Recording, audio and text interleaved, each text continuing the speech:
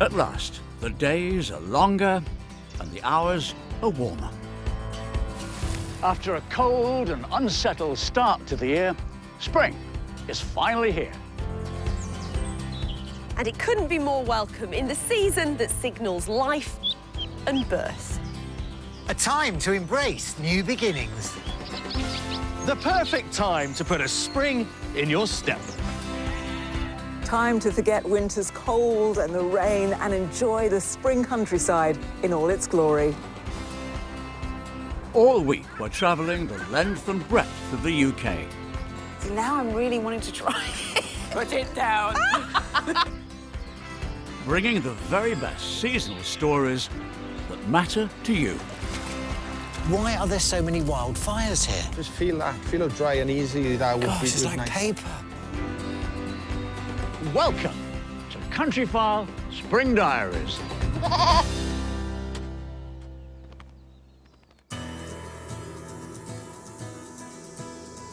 And here's what we've got coming up for you on today's programme.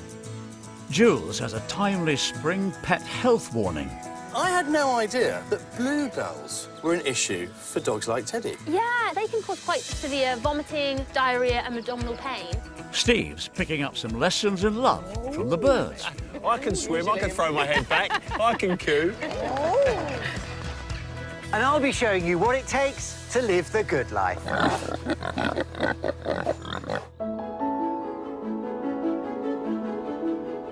We've been here on the Malvern Hills all this week.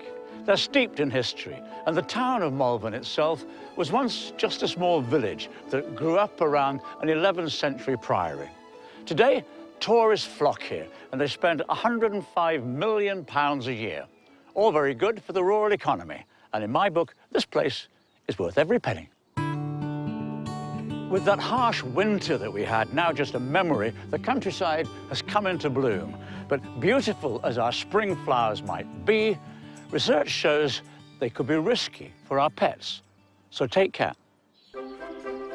Jules and Teddy are just a few miles away in Herefordshire, sniffing out where the dangers lie and how to avoid them. Well, after those dark days of winter, spring is the perfect cue to get out for a walk, whatever the weather. One of Teddy and I's favourite spots is here, Credden Hill Park Wood. And as you can see today, the bluebells really are at their best. But striking as they might be, beware. They can be really dangerous to pets like Teddy.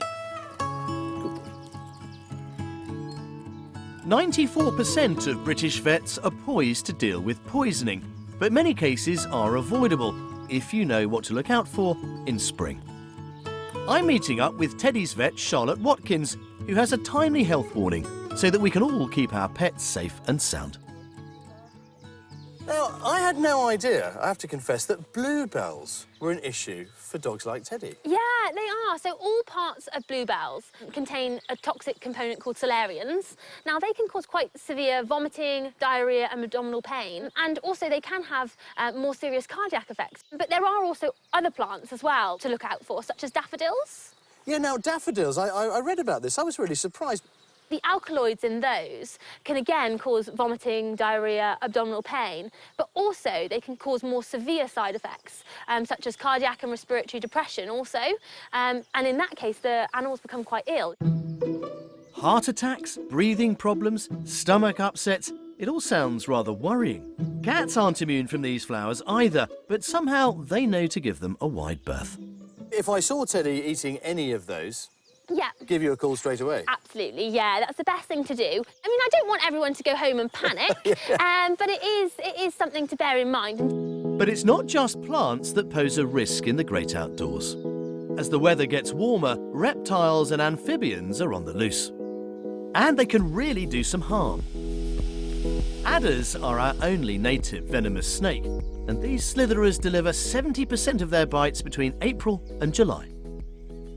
They can be really quite damaging if your pet does suffer a bite from them. What are the key symptoms we should be on the lookout for there? We do see quite profound swelling and irritation of the area, for one, and quite a lot of pain, which can result in skin sloughing even. So if it gets into the bloodstream, then they start to go into anaphylactic shock, and that's the time that we need to use antivenom at that point.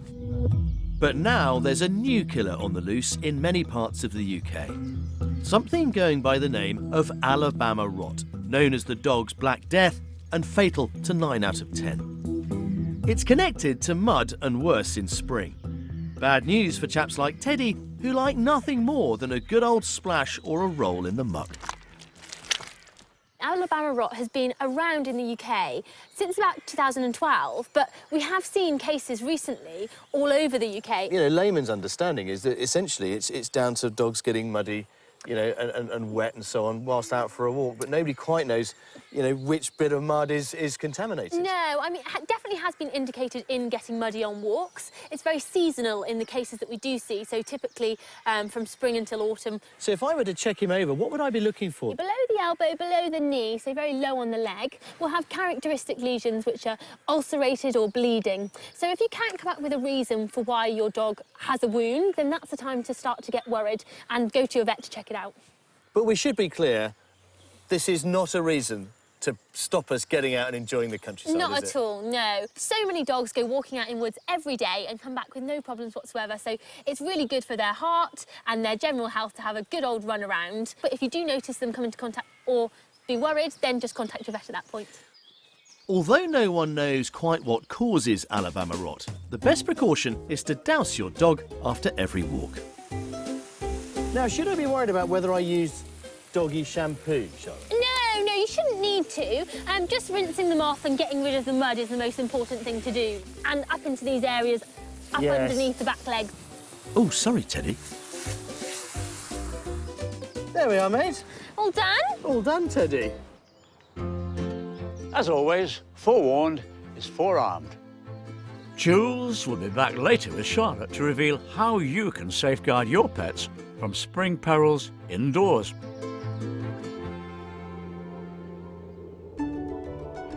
When you look across to Herefordshire from here on the Malvern Hills, you see mile upon mile of wonderful farming country, shaped since medieval times.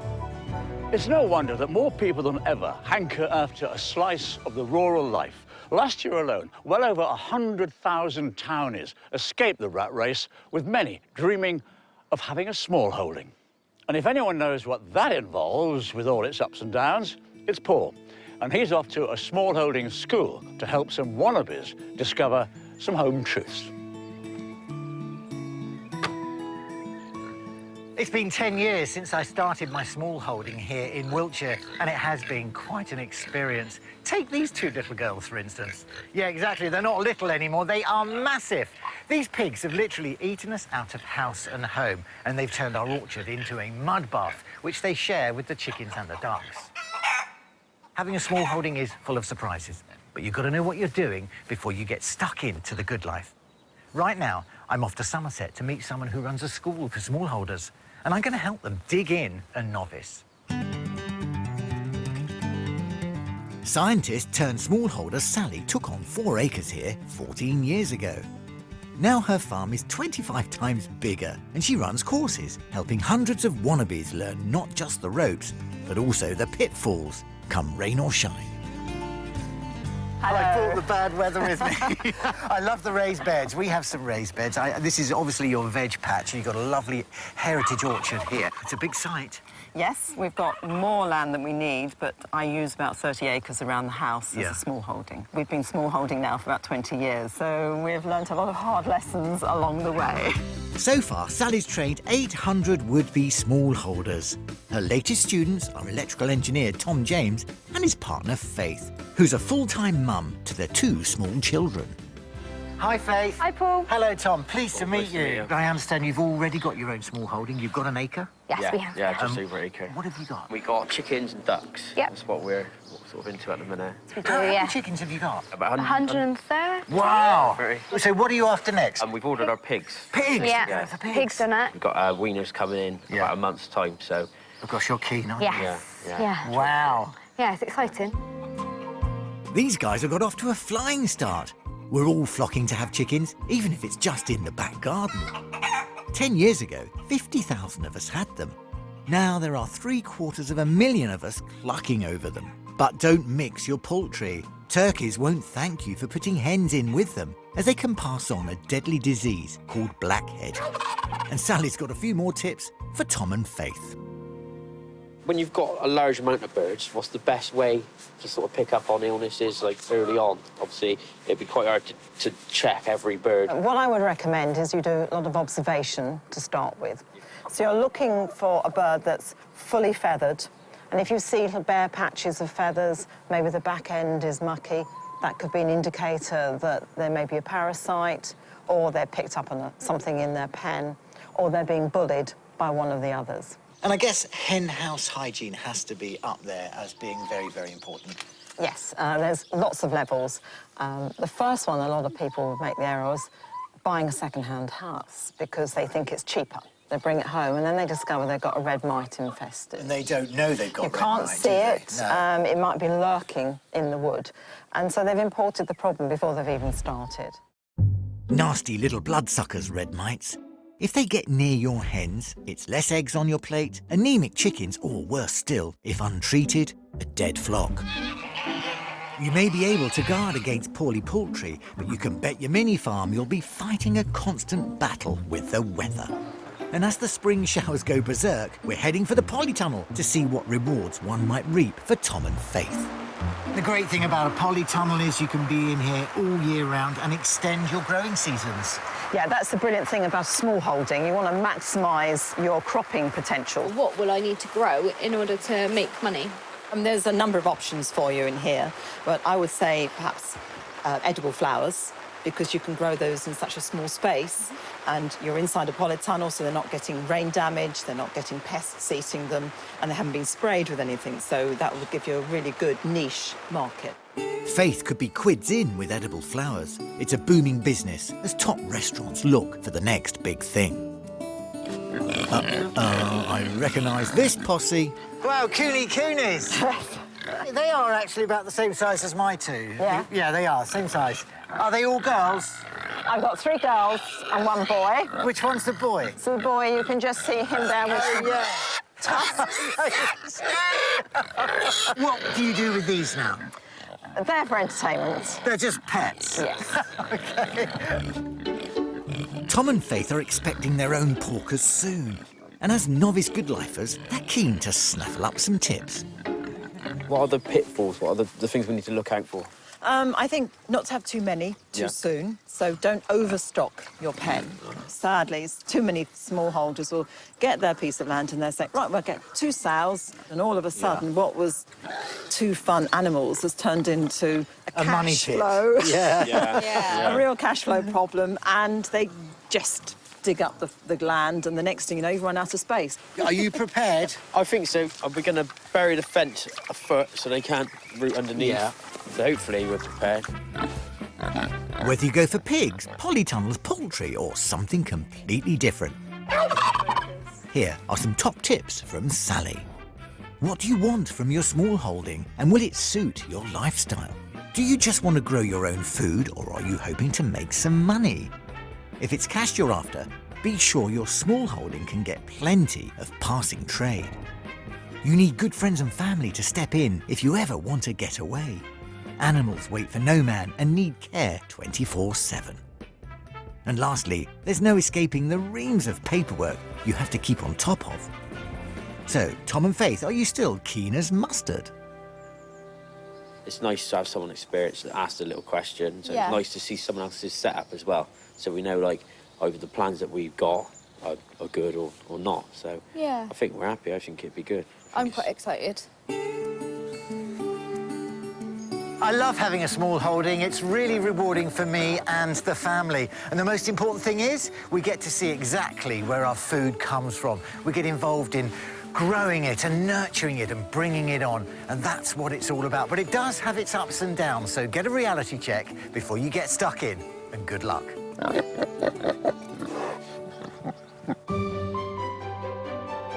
The word Malvern means bare hill in ancient British, and the ecology here makes it an ideal place for a butterfly that's rare in the UK, called the grayling. It's doing rather well here.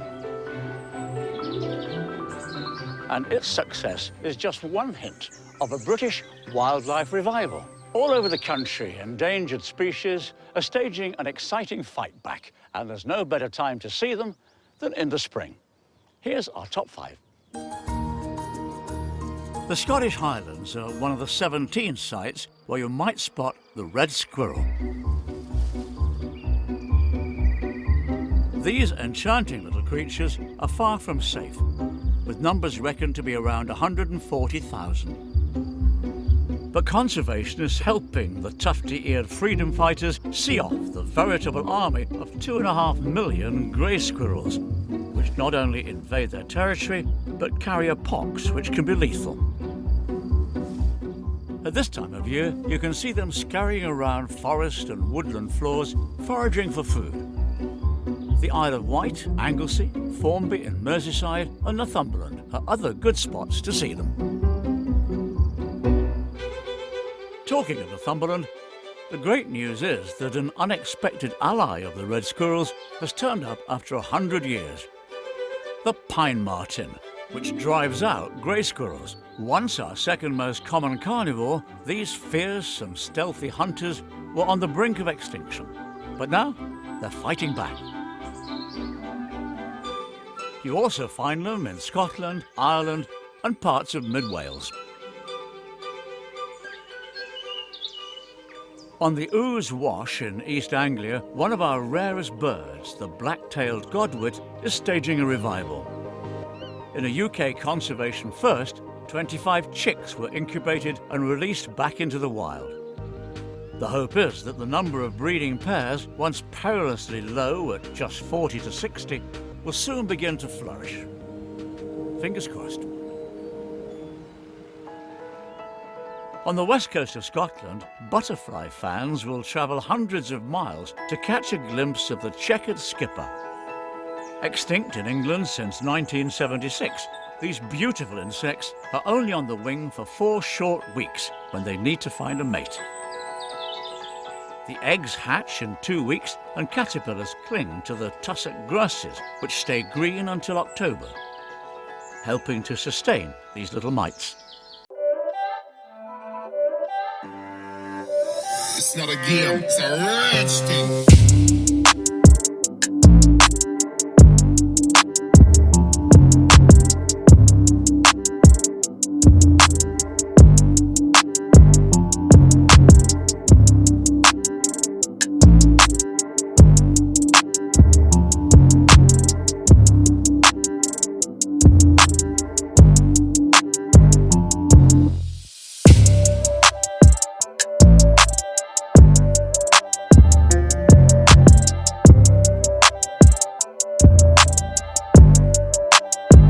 Warrior creatures, but be sure to always go quietly, tread carefully, and treat with respect.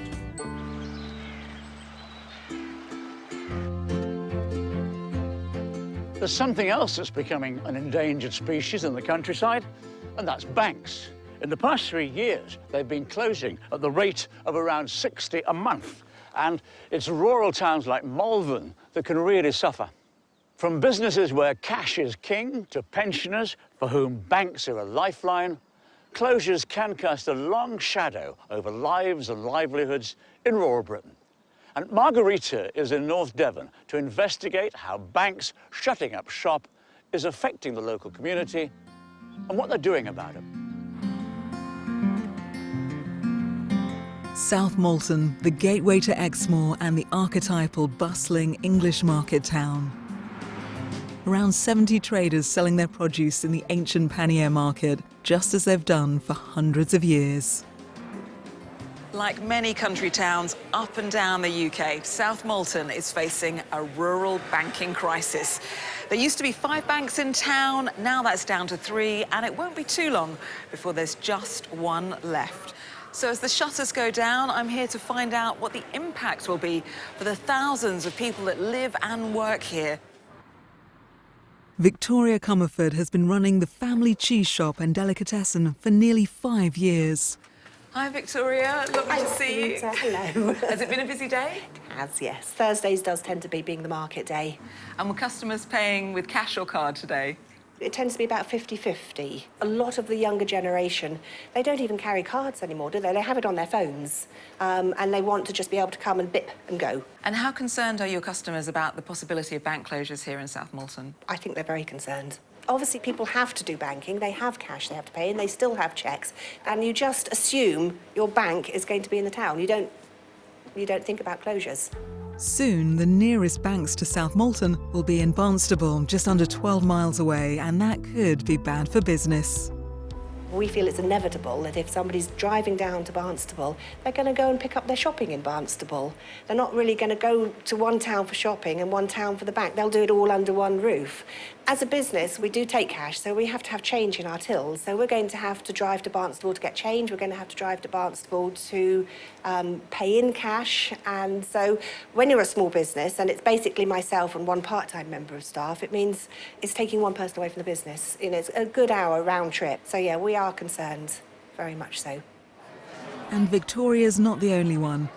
Greengrocer Justin Simmons is at the helm of the family business, which has been going for 55 years. We are purely cash sales. You know, we don't do cards on our stores, so if people can't obtain the cash that they need, then they're not going to be able to come and get their stuff from us.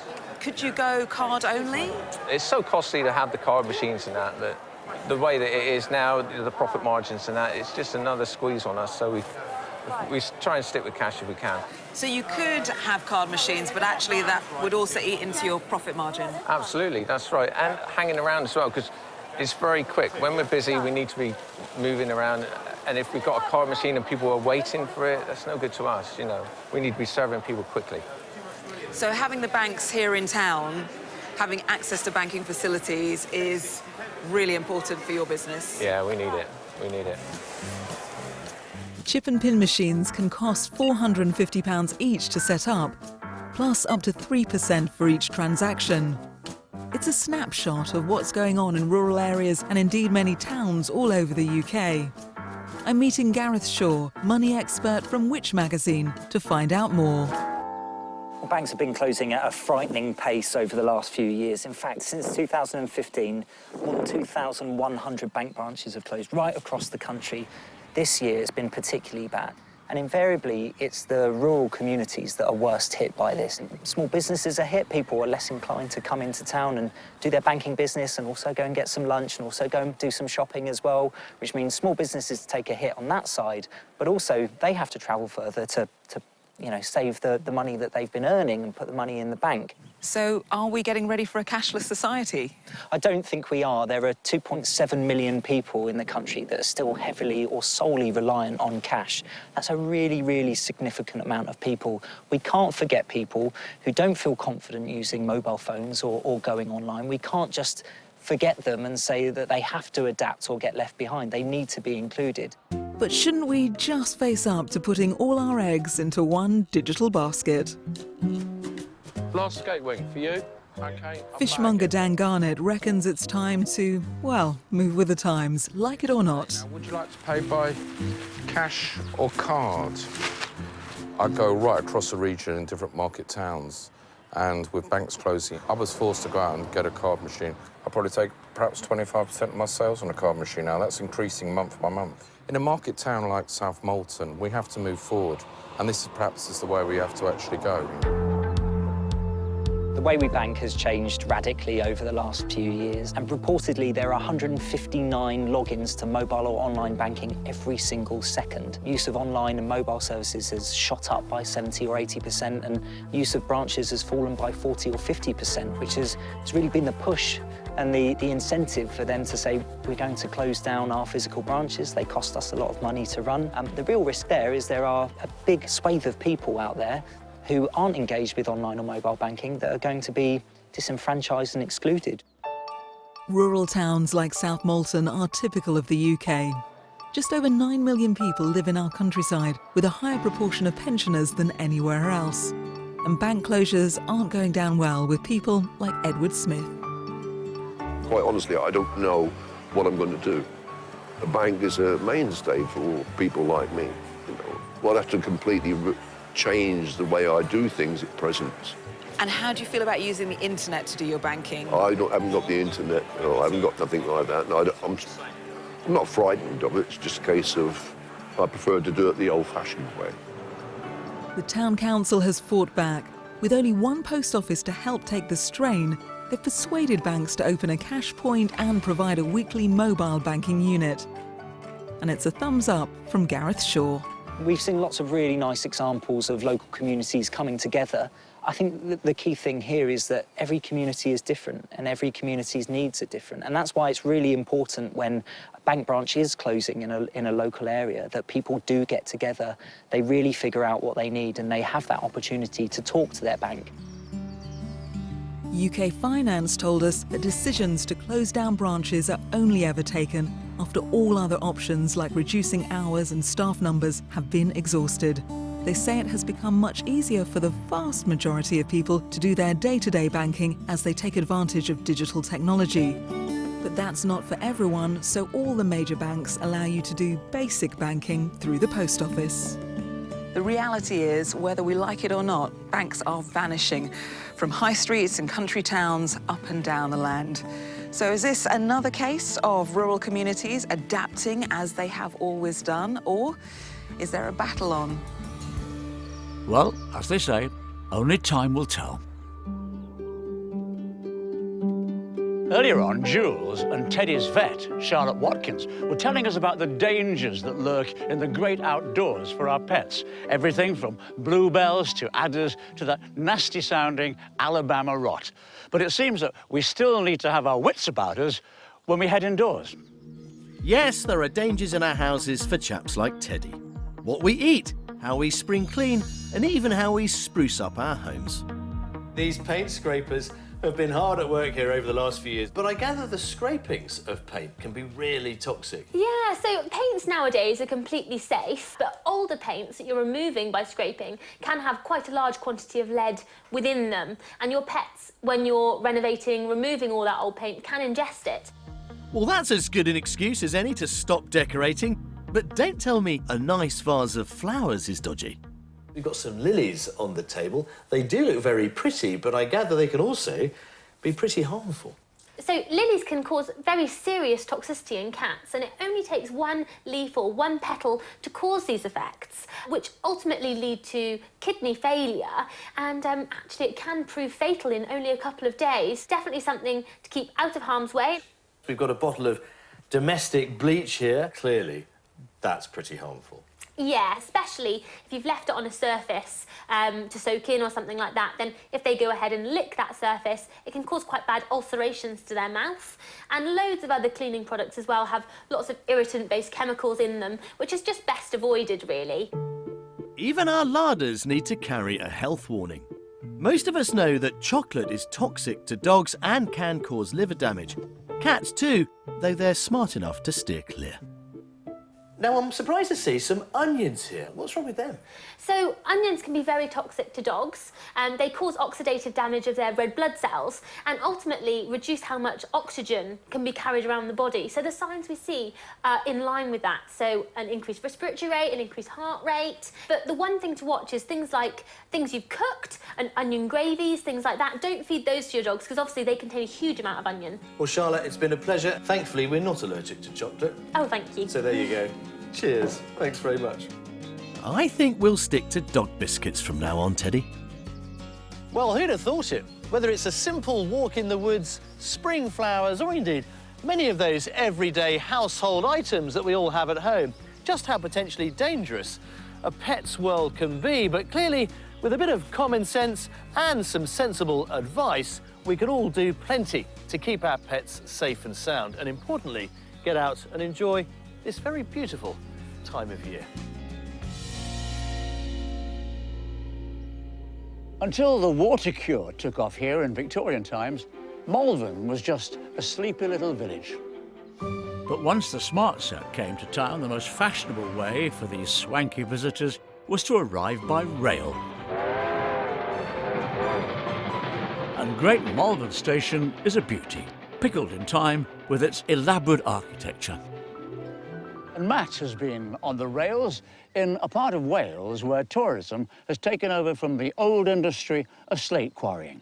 And he came across some world-beating railway engineering.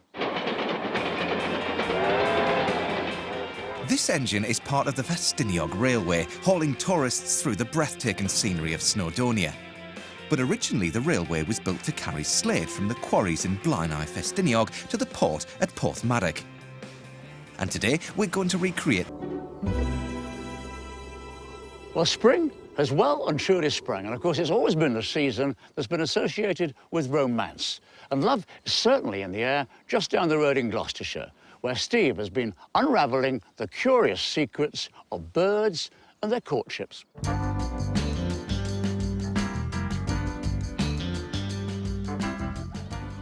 I'm here at Slimbridge Wetland Centre, where over 1,000 birds are doing whatever they can to attract a mate. From preening to cooing, strutting to amazing flying displays. These boys and girls have got some pretty spectacular flirting techniques. I'm meeting animal trainer Selena Reid, who's going to fill me in on the do's and don'ts of the avian dating scene.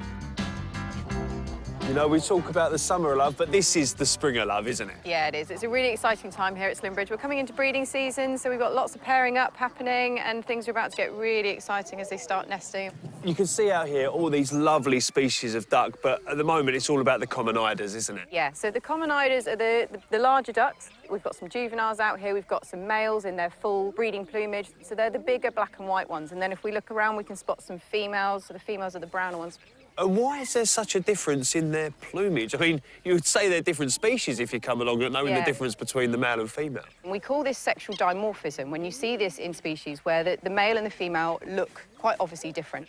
These differences almost always have come about just as a means to attract the opposite sex. And what that tells the female is that he's a good specimen, he's healthy, he's able to maintain himself, and he will give her good offspring. Is it essentially all about the females having the opportunity to choose their males? Yep, in most species, it's the females that get to do the choosing. But what's fascinating about sexual selection is that, unlike natural selection that favours traits that mean that individual is more likely to survive in that habitat, with sexual selection, very often we're getting traits that impinge on their survivability. You know, looking at those on the island then, that male standing out like a sore thumb, he's an obvious target for predators. So it doesn't make him more likely to survive, but it does make him more likely to be selected by the female. And that seems like a proper catch-22. Yeah. You know, I'd like to live a nice long life and maybe get a female occasionally. Well, yeah. You want to have your cake and eat it too. And these Romeos aren't about to leave any stone unturned in the hunt for a girlfriend. But it's not just about that wonderful plumage, is it? They also display. Yeah, absolutely. So they're raising themselves up out of the water, doing that big call, drawing more attention to that impressive plumage, but showing the female that they're agile. They can multitask, which, let's face it, isn't all that common for males. So I can swim, I can throw my head back, I can coo. Do the females generally stick with one male throughout the year? You see a lot of monogamy in wildfowl and in bird species in general. So you'll get some birds that pair up for life, which is lovely and romantic. Less romantic in the common eider. They are monogamous, but they are seasonally monogamous, and not really all that faithful all of the time. So extra pair mating is not uncommon in something like the eider.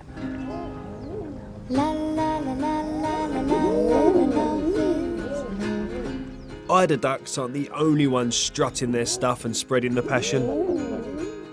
Lovebirds like albatrosses know how to get in the mood for romance. Grebes are like something off Strictly when it comes to nifty choreography. And then there are swans, the ultimate symbol of love, when they get their heads together and create the shape of a heart. Ah. Once they've paired up, if it was a successful pairing, then they'll stay together for life. Like swans, ney-nays like to stick together too, and the boys don't go in for any of that flash stuff.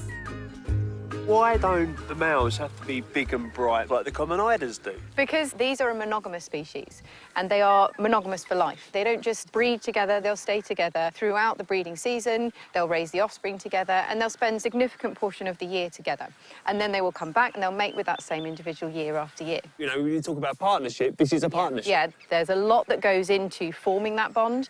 They'll have their courtship, they'll make their decision, and then they'll work together to make that nest. The male spends most of his time defending his female, defending that nest, and basically seeing off anything that dares to approach. You don't want to mess with these Rambos, but they've needed a bit of help to keep going. In 1950, there were only 42 of them in existence. They'd almost been exterminated by pigs and dogs introduced by man and running wild. Well, a scheme was started for breeding them in captivity, and 3 were sent to Slimbridge, from which we've now bred 146, exactly half the world's population. Good old Sir Peter Scott, Slimbridge founder and matchmaker extraordinaire. Nigh on 70 years later, love has blossomed and there are now more than 60 nenays here. But with such a small gene pool, aren't there worries about inbreeding? These days, we're incredibly careful to make sure there's as much genetic variation as we can manage. Absolutely everything is meticulously recorded. So we know exactly who's who they've mated with, who their offspring are. The rest of the reserve may be pairing off like there's no tomorrow, but there's no time for romance for these two. Instead, these teenage pink-backed pelicans have got their eye on the career ladder. This way a bit. Good. They're really responsive and they're definitely motivated by food. Touch. Good. They're in training for some special theatrical flybys. But it's early days, and for now, Selena's teaching them to perform behaviours on cue. Bit more. Good. Hey, well done, Selena. That was excellent. Oh, thank you.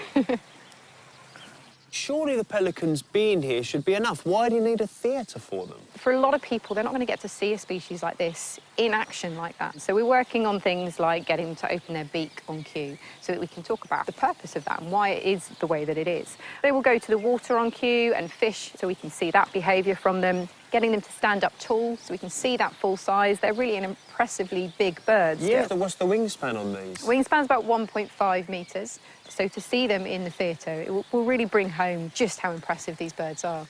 And when training isn't on their mind, is there ever anything else that might be? Has he ever tried it on? I don't think he'd know how to. He's still far too young for any of that, really. At 18 months, he's sort of in his pre-teen years, where he's a little bit confused. His hormones are raging, his hormones are doing things. He doesn't really know what to do with them at the moment, so he's not the most romantic. She wouldn't give him a second glance anyway, because to her, he's not ready. He's very clearly not a breeding male. So at the moment, there's nothing really like that to be seen here. So although we won't be actively encouraging it, if they do pair bond and they decide to nest when they are at the right age, then it's certainly something that we would welcome. Never mind, pal. Maybe next year, eh? That sweet smile, so subtle on your lips, make each mile. It's been wonderful finding out all about those special bonds here at Slimbridge. And as for the pelicans, who knows what the future holds in store for them? I, for one, haven't given up on the idea of romance blossoming between them. It would be nice, wouldn't it? You never know. And that's it from Countryfile's Spring Diaries here on the Malvern Hills. But don't forget that this Sunday on BBC One, Countryfile has a Queen and Country special from Balmoral to mark 65 years since Her Majesty's coronation. Here we go, here we go. Countryfile has unprecedented access to the Queen's Balmoral estate, celebrating Her Majesty's lifelong love of rural Britain and passion for farming. She absolutely adores them. This Sunday, 7 o'clock, BBC One. And we'll be back in 3 months' time, bringing you the very best summer stories from all around the UK. So until then, goodbye.